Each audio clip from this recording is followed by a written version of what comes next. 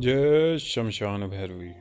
तो चलिए आपको बताते हैं होली पर होने वाली एक विशेष साधना के विषय में, जिसको कर लेने के पश्चात साधक को कभी भी धन की कमी नहीं होती है। वह चाहे तो लॉटरी, दड़े सट्टे इत्यादि के नंबर देख सकता है, और ना केवल लॉटरी, दड़े सट्टे इत्यादि के नंबर देख पाता है, अपितु वह साधक भूत भविष्य की जानकारी भी देख सकता है किसी के भी विषय में। जिस मणिभद्र यक्ष की वीर की हम आपको साधना बताने वाले हैं, इसके द्वारा साधक हर एक कार्य की जानकारी प्राप्त कर सकता है। जो भी साधक जन अपने व्यापार से परेशान हो जाते हैं या उनका काम इत्यादि टूट जाता है, वह इस साधना को करें।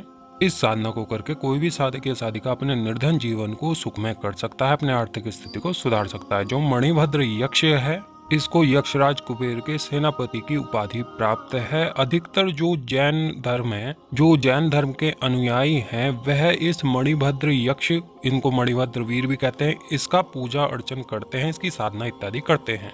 इस साधना के द्वारा साधक या साधिका भविष्य ज्ञाता बन सकता है, अपने किसी भी सवालों के जवाब प्राप्त कर सकता है, किसी भी अभिचार कर्म को देख सकता है कि किसने किया है, कैसे किया है, उसकी काट प्राप्त कर सकता है इस मणिभद्र यक्ष के द्वारा। मणिभद्र यक्ष के द्वारा कोई भी लॉटरी, दड़े सट्टे इत्यादि के नंबर साधक या साधिका देख सकते हैं, और इनके द्वारा जो भी अंक लॉटरी, दड़े सट्टे इत्यादि के नंबर प्राप्त होते हैं, वह सटीक होते हैं, कटते नहीं हैं।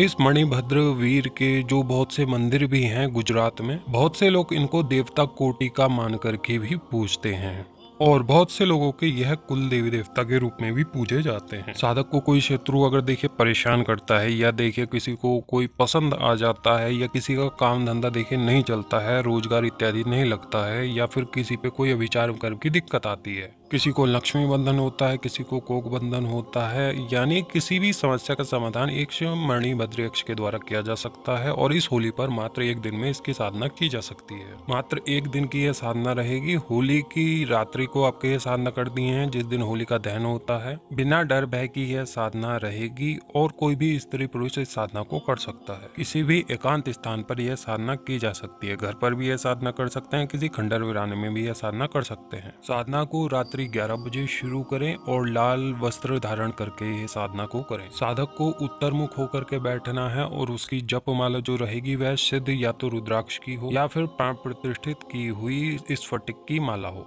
पूजन आपको मणिभद्र यक्ष का 10 उपचार करना है। दिया इसमें घी का रहेगा, धूप पुष्प इसमें गुलाब के रहेंगे, इत्र इसमें गुलाब का रहेगा। 5 प्रकार की मिठाई रखनी है, और 5 लौंग जोड़े रखने हैं। पूजन जब आप शुरू करेंगे तो एक नारियल जो बजता हुआ होता है, वह नारियल आप स्थापित करके उसके उपरांत पूजन शुरू करेंगे। 10 उपचार पूजन कर लेने के पश्चात इस साधना का आपको संकल्प करना है, और साधना का संकल्प हो जाने के पश्चात आपको सबसे पहले एक माला शिव मंत्र, एक माला गणेश मंत्र, और एक माला यक्षराज कुबेर के मंत्र की जपनी है। उसके पश्चात आपको साधना के मूल मंत्र की 51 माला जप करना है। साधक अपना जब मंत्र जप उसका समाप्त हो जावे, तो उसके बाद उसी साधना स्थल पर सो जावे। कुछ साधकों को साधना करते समय मंत्र जाप यानी जब चल रहा होगा उसी समय पे दर्शन प्राप्त होते हैं, और कुछ साधकों को उस रात्रि में स्वप्न के माध्यम से दर्शन प्राप्त होते हैं, यानी वचन प्राप्ति हो जाती है। तो इस तरीके से यह साधक की साधना पूर्ण हो जाती है। जिन भी साधक या साधिकाओं को इस होली पर यह साधना करनी हो, वह हमसे संपर्क कर सकते हैं।